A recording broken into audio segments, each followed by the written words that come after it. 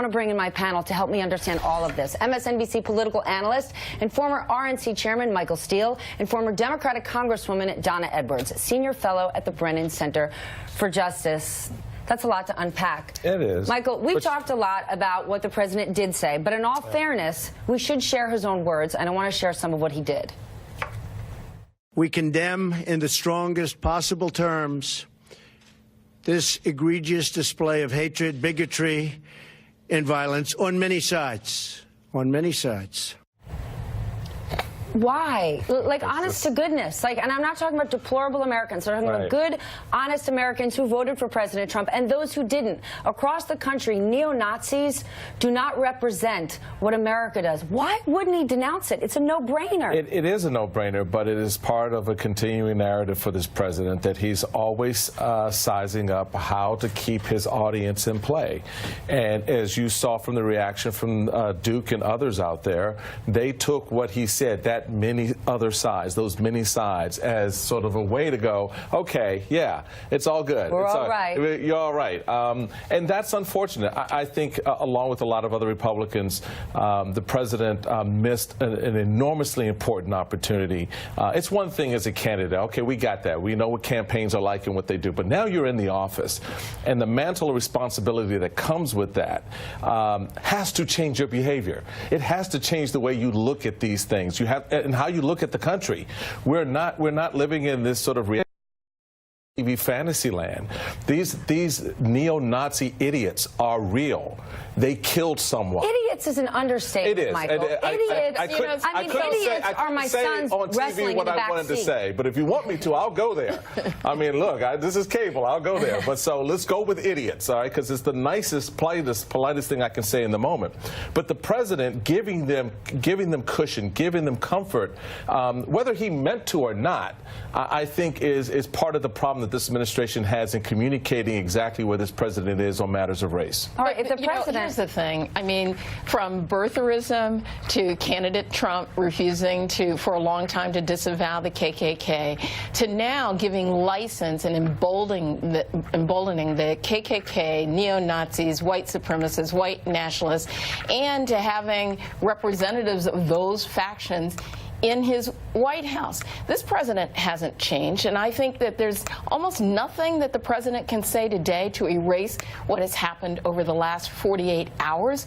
But I'm going to tell you, he needs to make some kind of a strong statement, and it doesn't need to come from Ivanka and Pence and McMaster and everybody around him. It needs to come from the lips of the President of the United States. All right, then let's share what Mike Pence had to say. Take a look.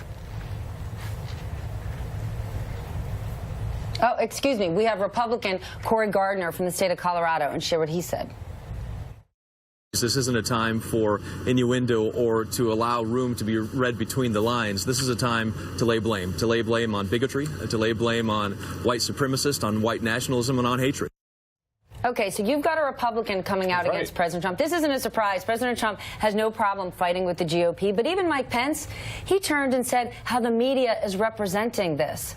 Is Mike Pence taking the wrong turn here? Well, Mike Pence is covering his man. I mean, he's the number two. He's not going to strip that script. He just isn't, and that's unfortunate, but that's the reality of the politics. I think other Republicans, out there like Cory Gardner and certainly Lindsey Graham are saying what needs to be said. I think the Congresswoman is right. The words have to come from the president's lip in order for us to take it seriously and to say that he has turned the page and now recognizes the full responsibility and weight that he carries for all of us when it comes to dealing with this issue. Because there is no soft pedaling, there is no backing, there's no shaving off the edges, there is no many sides. There's one side here. It is the people who have hate in their heart and expressed that hate by killing someone this past weekend. Well, and they killed, Heather Heyer died in the name of the President of the United States. I mean, David Duke said it himself.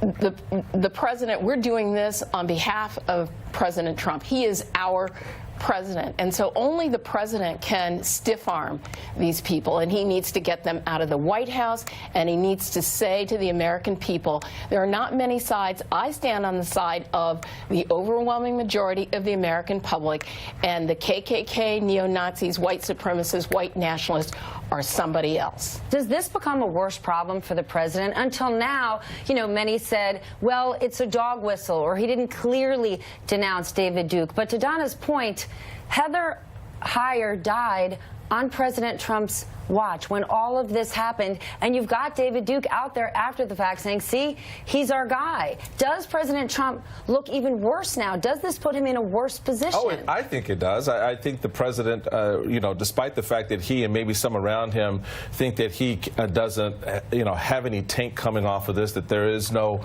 need for him to get any deeper into this than he is, that he's wholly on race, which is not believable. The fact of the matter is, yeah, this happened during your watch.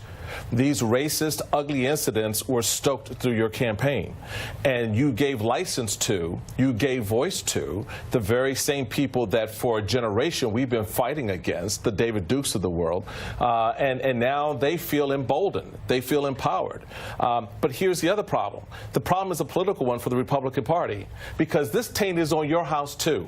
All right? And so that's why it's important for Corey and others to stand up and say, wait a minute, this ain't us. This is not us. So, you know, we need to create a lot of room and a lot of separation here politically, but most importantly for the American people to understand exactly where this administration is when it comes to dealing with race in this country. Okay, then for the GOP, this is their guy, but what about the White House? We've spent the last 2 weeks talking about the turning in the White House. General Kelly's there.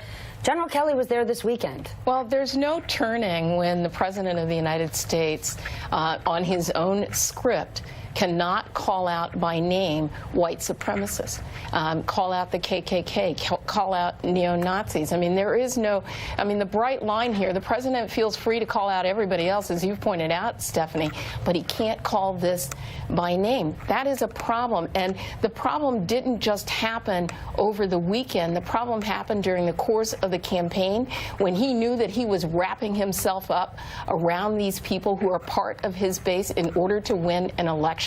And that is at the foot of the Republican Party.